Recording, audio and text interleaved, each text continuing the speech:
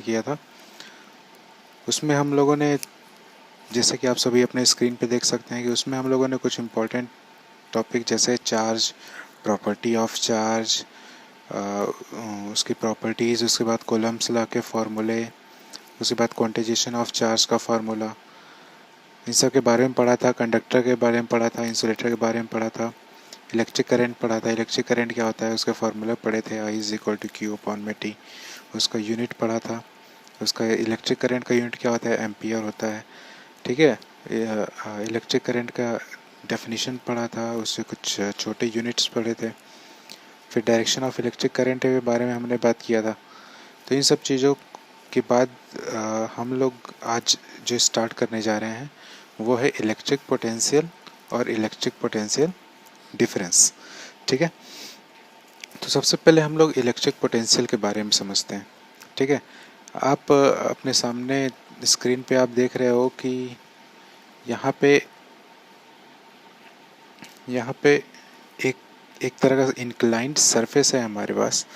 एक सरफेस है जो कि किसी एंगल पे हॉरिजॉन्टल से इंक्लाइंड है। इस पे एक बॉल रखी हुई है। ठीक है, तो अगर ये हॉरिजॉन्टल, अगर मान लो ये सरफेस जो है अगर फ्लैट रहता, ये सरफेस क्या रहता, अगर फ्लैट रहता तो क्या ये बॉल मूव करता? नहीं मूव करता। तो इस बॉल को मूव कराने के लिए हमें इस सरफेस के बीच में कुछ ना कुछ क्या रखना पड़ेगा, डिफरेंस रखना पड़ेगा। तो यहाँ पे ये जो डिफरेंस है ये किसका डिफरेंस है, h का, मतलब हाइट का डिफरेंस है। आ रहा है बस समझ में। दूसरा एग्जांपल लेते हैं। यहाँ पे आप देखो, यहाँ पे आपके पास दो टैंक है, ए और बी। ठीक है, एक टैंक में, टैंक ए में जो वाटर का लेवल है वो ज़्यादा है, टैंक बी में वाटर का लेवल जो है वो क्या है, थोड़ा सा कम है। तो अगर तो इस केस में जो हमारा वाटर है वो किधर फ्लो करेगा, टैंक ए से किधर फ्लो करेगा, टैंक बी तक फ्लो करेगा। आ रहा है बस समझ में। तो इस केस में हमारा जो डिफरेंस है वो किसका डिफरेंस है, वाटर के लेवल का डिफरेंस है। किसका डिफरेंस है, लेवल का डिफरेंस। आ रहा है बस समझ में। इसी तरह जैसे कि इस वाले केस में हम लोगों ने देखा कि यहाँ पे किस चीज़ का डिफरेंस था, हाइट का डिफरेंस था। यहाँ भी हमने देखा ये यहाँ पे किस चीज़ का डिफरेंस था, लेवल का डिफरेंस था। इसी तरह अगर हम लोग इलेक्ट्रिसिटी में बात करें तो इलेक्ट्रिसिटी में जैसे यहाँ पे ये हाइट है और ये लेवल है, उसी तरह इलेक्ट्रिसिटी में क्या काम करता है, पोटेंशियल काम करता है। आ रहा है बस समझ में, क्या काम करता है, पोटेंशियल काम करता है। जैसे कि ये अगर सरफेस हमारा फ्लैट है तो इस पे कोई भी बॉल मूव नहीं करेगी, या फिर ये लेवल अगर बराबर हो जाए तो यहाँ पे जो वाटर का फ्लो है वो किधर भी नहीं होगा। ठीक है, तो इसका मतलब इलेक्ट्रिसिटी में भी कोई भी दो पॉइंट है हमारा ए और बी। ठीक है, ए और बी, अगर हमको ए से बी तक इलेक्ट्रिक करंट को फ्लो कराना है, ठीक है, तो हमको क्या करना पड़ेगा, इन दोनों के बीच में जो पोटेंशियल है वो अलग अलग रखना पड़ेगा। ठीक है, इसके मतलब इन दोनों के बीच में हमको क्या रखना पड़ेगा, पोटेंशियल डिफरेंस रखना पड़ेगा। आ रहा है बात समझ में। इसका मतलब इन दोनों पॉइंट में से किसी एक पॉइंट का पोटेंशियल हमको क्या करना पड़ेगा, हाई करना पड़ेगा। ठीक है, ए और बी में से दोनों पॉइंट के बीच में किसी एक पॉइंट का पोटेंशियल हमको क्या करना पड़ेगा, हाई करना पड़ेगा। ठीक है, आ रहा है बात समझ में। अब देखो, अब अगर हमको पोटेंशियल हाई करना है तो हमको क्या करना पड़ेगा, उस पर एक वर्क करना पड़ेगा। ठीक है, जैसे दो पॉइंट है हमारा ए और बी, अगर इन दोनों पॉइंट में से किसी एक पॉइंट का पोटेंशियल हमें हाई करना है, ठीक है, तो उस पर क्या करना पड़ेगा, हमको वर्क डन करना पड़ेगा। क्यों, क्योंकि जैसे ये मान लो ये हमारा फ्लैट सरफेस है, यहाँ पे बॉल रखा हुआ है। ठीक है, तो यहाँ पे अगर इस सरफेस को तुम्हें ऊपर उठाना है, इस सरफेस को तुम्हें ऊपर उठाना है, तो यहाँ से सरफेस को ऊपर उठाने के लिए तुम्हें कुछ ना कुछ क्या करना पड़ेगा, वर्क डन करना पड़ेगा। ठीक है, तभी ये सरफेस क्या होगा, ऊपर होगा और इन दोनों के बीच में डिफरेंस आएगा और ये बॉल नीचे की तरफ क्या करेगी, मूव करेगी। सेम प्रोसेस होता है इलेक्ट्रिसिटी में। ठीक है, इलेक्ट्रिसिटी में क्या होता है कि हमको किसी भी बॉडी को क्या करना पड़ेगा, अगर चार्ज करना है तो हमें उस बॉडी में क्या करना पड़ेगा, वर्क डन करना पड़ेगा और वही वर्क डन जो है वो उस बॉडी में इलेक्ट्रिक पोटेंशियल एनर्जी के फॉर्म में स्टोर होता है। आ रहा है बस समझ में? फिर से एक बार समझ लो, किसी भी बॉडी को अगर हमें चार्ज करना है तो उसके अंदर हमको क्या करना पड़ेगा, वर्क डन करना पड़ेगा।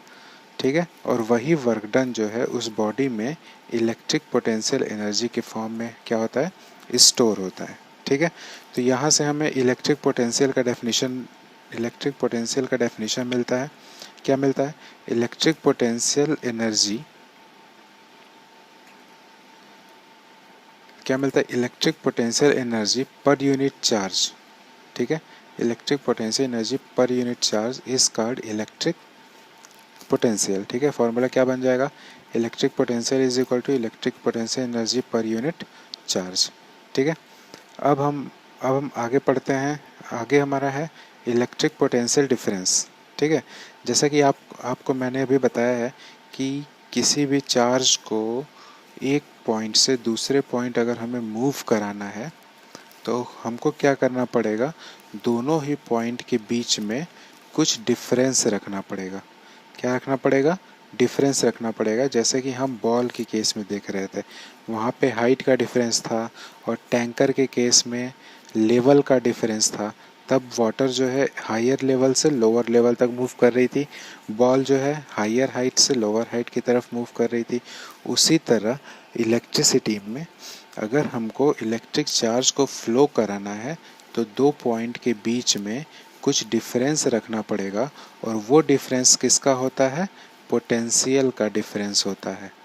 ठीक है, किसका होगा, पोटेंशियल का डिफरेंस होगा और इसी डिफरेंस को हम लोग क्या कहते हैं, पोटेंशियल डिफरेंस कहते हैं। आया बात समझ में?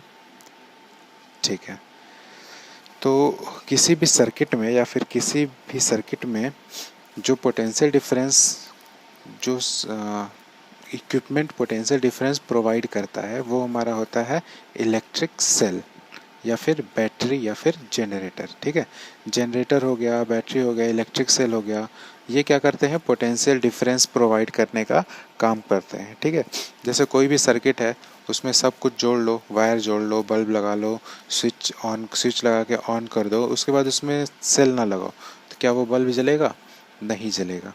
क्या होगा, नहीं जलेगा। ठीक है, जब जब जब उसमें बैटरी लगा दोगे तो वो बल्ब क्या करेगा, ग्लो करेगा। क्यों क्यों ग्लो करेगा, क्योंकि वो जो बैटरी है या फिर सेल है वो क्या कर रहा है, पोटेंशियल डिफरेंस क्रिएट कर रहा है, जिसकी वजह से चार्ज हमारा फ्लो कर रहा है। ठीक है, और चार्ज जब फ्लो करता है तो इलेक्ट्रिक करंट फ्लो करती है, और जब इलेक्ट्रिक करंट फ्लो करेगा तो बल्ब हमारा क्या करेगा, ग्लो करेगा। ठीक है, बात समझ में आया? अब हम इलेक्ट्रिक पोटेंशियल डिफरेंस के डेफिनेशन की बात करेंगे। ठीक है, डेफिनेशन हमारा क्या बनता है, डेफिनेशन ध्यान से सुनो, electric potential difference between two point A and be on a conductor through which a current is flowing is defined as the amount of work done from move a unit charge from A to B। ठीक है, जैसे कि एक point हमारा A है और एक point हमारा क्या है, B है। ठीक है, हमें क्या करना है, किसी भी चार्ज को पॉइंट A से पॉइंट B तक हमको क्या करना है, मूव कराना है। ठीक है, तो इन दोनों के बीच का जो पोटेंशियल डिफरेंस होगा उसको आप कैसे डिफाइन कर सकते हो, कैसे डिफाइन करोगे, current flowing is defined as the amount of work done. ठीक है, to move a charge from A to B, मतलब ए से बी तक। ठीक है, किसी भी यूनिट चार्ज को, ठीक है, यूनिट चार्ज मतलब एक चार्ज को पॉइंट ए से बी तक मूव कराने में जितना वर्क डन लगेगा, ठीक है, वही क्या कहलाता है, हमारा पोटेंशियल डिफरेंस कहलाता है। आ रहा है बस समझ में? पॉइंट ए से पॉइंट बी तक एक चार्ज को मूव कराने में जितना वर्क डन करोगे वही हमारा क्या कहलाएगा, इलेक्ट्रिक पोटेंशियल डिफरेंस कहलाएगा। ठीक है, मान लेते हैं W वर्क डन हम कर रहे हैं ए से बी तक Q चार्ज को मूव करने में। ठीक है, ए से बी तक क्यू चार्ज को मूव करने में हम डब्लू वर्क डन कर रहे हैं, तो जो हमारा पोटेंशियल डिफरेंस वी होगा वो क्या होगा, डब्लू अपॉन में क्यू। तो ये हमारा क्या हो जाता है, फार्मूला बन जाता है, क्या बन जाएगा, V is equal to W upon में क्यू। वी क्या है, पोटेंशियल डिफरेंस, डब्लू क्या है, वर्क डन, और क्यू क्या है, चार्ज। ठीक है, आ रहा है बात समझ में। अब हम लोग इलेक्ट्रिक पोटेंशियल का यूनिट की बात करेंगे। तो इलेक्ट्रिक पोटेंशियल का यूनिट क्या होता है, वोल्ट। ठीक है, इलेक्ट्रिक पोटेंशियल का यूनिट क्या होता है, वोल्ट, जिसको कि एक इटालियन फिजिसिस्ट एलेजेंड्रो वोल्टा के नाम पे रखा गया है। ठीक है, एलेजेंड्रो वोल्टा, इसका यूनिट क्या होगा, वोल्ट। इसको हम लोग कैपिटल वी से डिनोट करते हैं। ठीक, अब अगर हम लोग को एक वोल्ट का डेफिनेशन बनाना हो कि एक वोल्ट को हम कैसे डिफाइन करेंगे, तो आपको पता है वी इज इक्वल टू क्या होगा, डब्लू अपॉन में क्यू। ठीक है, अब ये डब्लू क्या है, वर्क डन। अब आपको पता है वर्क डन का यूनिट क्या होता है, जूल। क्यू क्या है, चार्ज। चार्ज का यूनिट क्या होता है, कूलम। और वी क्या है, पोटेंशियल डिफरेंस। पोटेंशियल डिफरेंस का यूनिट क्या होता है, वोल्ट। ठीक है, तो आप इसको क्या लिख सकते हो, वी बराबर जे अपॉन में सी फॉर कॉलम। ठीक है, तो अब मैंने आपको बताया था कि किसी भी यूनिट का अगर डेफिनेशन बनाना होता है तो सबके आगे क्या लगा देते हैं, वन वन और वन। ठीक है, तो यहाँ पे देखो डेफिनेशन कैसे बनता है। देखो, किसी भी दो पॉइंट के बीच का पोटेंशियल डिफरेंस, ठीक है, किसी भी दो पॉइंट के बीच के पोटेंशियल डिफरेंस को हम लोग 1 वोल्ट बोल सकते हैं जब एक कोलम्ब चार्ज को मूव करने में जो वर्क डन हो वो कितना हो, 1 जूल हो। अरे बस समझ में, फिर से सुन लो। Potential difference between 2 point is set to be 1 volt if 1 joule of work is done to move a charge of 1 coulomb. ठीक है, एक कोलम्ब ऑफ चार्ज को मूव करने में एक पॉइंट से दूसरे पॉइंट, एक कोलम्ब ऑफ चार्ज को एक पॉइंट से दूसरे पॉइंट तक मूव करने में जो वर्क डन हो वो अगर 1 जूल का हो तो उसमें जो पोटेंशियल डिफरेंस होगा वो कितना होगा, 1 वोल्ट का होगा। अरे बात समझ में, डेफिनेशन समझ में आया। ठीक है, चलो फिर आगे बढ़ते हैं। अब बात करते हैं इलेक्ट्रिकल सर्किट का। ठीक है, इलेक्ट्रिकल सर्किट और उसके कंपोनेंट। ठीक है, तो इलेक्ट्रिकल सर्किट की बात करेंगे तो इलेक्ट्रिकल सर्किट में जो सबसे इम्पोर्टेंट होता है वो क्या होता है, लोड। लोड क्या होता है, एक ऐसा सबस्टेंस, ठीक है, एक ऐसा इक्विपमेंट जो कि इलेक्ट्रिकल एनर्जी को कंज्यूम करे। ठीक है, इलेक्ट्रिकल एनर्जी कंज्यूम करे, वो कुछ भी हो सकता है, टीवी हो सकता है, फ़ैन हो सकता है, एसी हो सकता है, फ्रिज हो सकता है, मतलब कुछ भी जो इलेक्ट्रिकल एनर्जी कंज्यूम करता है वो क्या कहलाता है, लोड कहलाता है। ठीक है, तो इलेक्ट्रिकल सर्किट क्या होता है, इलेक्ट्रिकल सर्किट देखो, एक क्या सोर्स, सबसे पहले सोर्स की बात करें। सोर्स क्या होता है, जो इलेक्ट्रिकल पावर को प्रोड्यूस करता है। ठीक है, इलेक्ट्रिकल पावर क्या करेगा, प्रोड्यूस करेगा। तो सोर्स हो गया, लोड हो गया, स्विचेस हो गए, वायर हो गए, या फिर जितने भी इलेक्ट्रिकल एलिमेंट होते हैं सबको एक साथ कनेक्ट अगर हम लोग करें तो वो हमारा क्या बनाता है, इलेक्ट्रिकल सर्किट बनाता है। ठीक है, सोर्स, फिर से सुन लो, सोर्स हो गया, लोड हो गया, स्विच हो गए, और भी बहुत सारे एलिमेंट होते हैं जिसके बारे में हम लोग आगे पढ़ेंगे। उन सबको एक अरेंज्ड फॉर्म में हम लोग क्या करें, वायर से कनेक्ट कर दें तो वो हमारा क्या बनेगा, इलेक्ट्रिक सर्किट बनेगा। ठीक है, source of electric power, load and switches and other element connected together by the wire, ये हमारा क्या बनेगा, इलेक्ट्रिकल सर्किट का फॉर्मेशन करेगा। ठीक है, अगर एबव को, अगर इसी सर्किट को हम लोग ड्राइंग में शो करें, ठीक है, इसी सर्किट को अगर हम लोग ड्राइंग में शो करें तो वो हमारे क्या कहलाता है, सर्किट डायग्राम कहलाता है। ठीक है, अब आगे बढ़ते हैं। सिंबल्स हो गए, बहुत सारे सिंबल होते हैं जो हम लोग इलेक्ट्रिक सर्किट या फिर सर्किट डायग्राम में यूज़ करते हैं। जैसे कि अगर ये स्ट्रेट लाइन है तो ये कनेक्टिंग वायर हो गया, ये वायर जॉइंट हो गया, ये वायर क्रॉसिंग हो गया बिना एक दूसरे को टच किए, ये रेसिस्टर हो गया, ये वेरिएबल रेसिस्टर हो गया, ये रिहोस्टेट हो गया, ये रेसिस्टेंस बॉक्स हो गया, ये की है प्लग की जो कि ओपन है। ठीक है, इस केस में करंट फ्लो नहीं करेगा। ये प्लग की है जो कि क्लोज है, इस केस में करंट फ्लो करेगा। ये हमारा टैपिंग की है, ठीक है। और आगे बढ़ते हैं। ये हमारा इलेक्ट्रिक बल्ब है, ये इलेक्ट्रिक बल्ब है, ये सेल है, बहुत सारे सेल को आपस में कंबाइन कर दोगे तो वो बैटरी बन जाएगा। ये गैल्वेनोमीटर है, मैग्नेटिक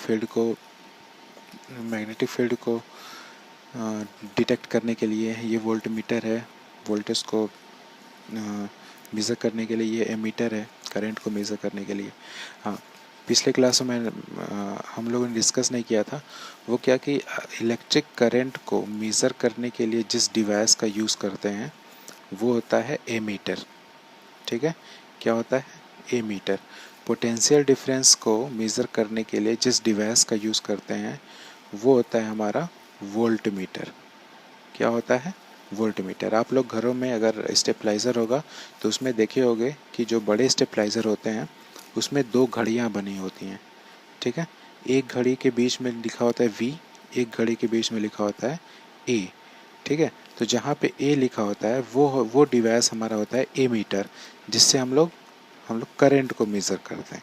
और दूसरे घड़ी पे लिखा होता है V फॉर वोल्ट मीटर, जिससे हम लोग पोटेंशियल डिफरेंस को मेज़र करते हैं, ठीक है। तो और जो पोटेंशियल डिफरेंस होता है वो हमेशा ही लोड के, ठीक है, पैरेलल कनेक्ट होता है। जो पोटेंशियल डिफरेंस होता है, सॉरी, जो वोल्ट मीटर होता है वो हमेशा ही लोड के पैरेलल कनेक्ट होता है, ठीक है। और जो ए मीटर होता है वो हमेशा ही सीरीज़ में कनेक्ट होता है, ठीक है। समझ में आया? वोल्ट मीटर हमेशा ही पैरेलल कनेक्ट होगा, ए मीटर हमेशा ही सीरीज़ में कनेक्ट होगा, ठीक है। एक हमारा सिंपल सर्किट डायग्राम यहाँ पे दिख रहा है, आप देखो इस सर्किट डायग्राम में बेसिक क्या क्या है। एक सेल लगाया हुआ है हमने, फिर यहाँ से वायर कनेक्ट किया, एक बल्ब लगाया, एक स्विच लगाया, एक एमीटर लगाया जो कि सीरीज़ में कनेक्टेड है, और एक वोल्टमीटर है जो कि पैरेलल कनेक्ट है। ये मीटर क्या मेज़र करेगा? इस सर्किट में कितना करंट फ्लो कर रहा है। ये वोल्टमीटर क्या मेज़र करेगा कि इस बल्ब के क्रॉस एंड्स पे ये कितना पोटेंशियल डिफरेंस शो कर रहा है, ठीक है। अब हम लोग आगे बढ़ते हैं। आगे हमारा टॉपिक है ओम्स लॉ, जो कि बहुत ही इम्पॉर्टेंट, बेसिक इलेक्ट्रिसिटी का बहुत ही बेसिक और बहुत ही इम्पॉर्टेंट टॉपिक है, ठीक है। ओम्स लॉ को दिया था जॉर्ज साइमन ओम ने, ठीक है। किसने बनाया था? जॉर्ज साइमन ओम ने, ठीक है। 1781 से 1854 तक वो जिंदा थे। ये कोई उतना मायने नहीं रखता है, लेकिन सबसे जो बड़ी बात है वो क्या है? इनका स्टेटमेंट, ठीक है। इन्होंने क्या बोला था? ओम्स लॉ ने क्या बोला था कि अगर physical condition like temperature and pressure, ठीक है, किसी भी कंडक्टर का अगर उसको कांस्टेंट रखा जाए, कांस्टेंट मतलब अनचेंज्ड रखा जाए, तो किसी भी सर्किट में जो करंट फ्लो करेगा, ठीक है, वो डायरेक्टली प्रोपोर्शनल होगा उसके इंड्स के पोटेंशियल डिफरेंस के, ठीक है। फिर से सुनो, the current flowing through the current flowing through a conductor, ठीक है, is directly proportional to the potential difference across its end, ठीक है। किसी भी कंडक्टर में जो करंट फ्लो कर रहा है वो डायरेक्टली प्रोपोर्शनल होगा उसके एंड्स के पोटेंशियल डिफरेंस के। अरे बस समझे। लेकिन एक बात ध्यान देना, हमेशा आप लोग अक्सर गलती करते हो कि जैसे कोई भी तुमसे ओम्स लॉ पूछेगा तो आप क्या बोलते हो कि current flowing through the conductor is directly proportional to the potential difference across its end. लेकिन जो सबसे मेन इंपॉर्टेंट चीज़ है वो आप भूल जाते हो। वो क्या है? If physical condition like temperature and pressure are same, ठीक है। तो ये हमेशा ही ध्यान रखना कि ये लॉ तभी फॉलो करेगा जब फिजिकल कंडीशन क्या रहे? अनचेंज्ड हो। फिजिकल कंडीशन क्या रहे? कांस्टेंट हो, ठीक है।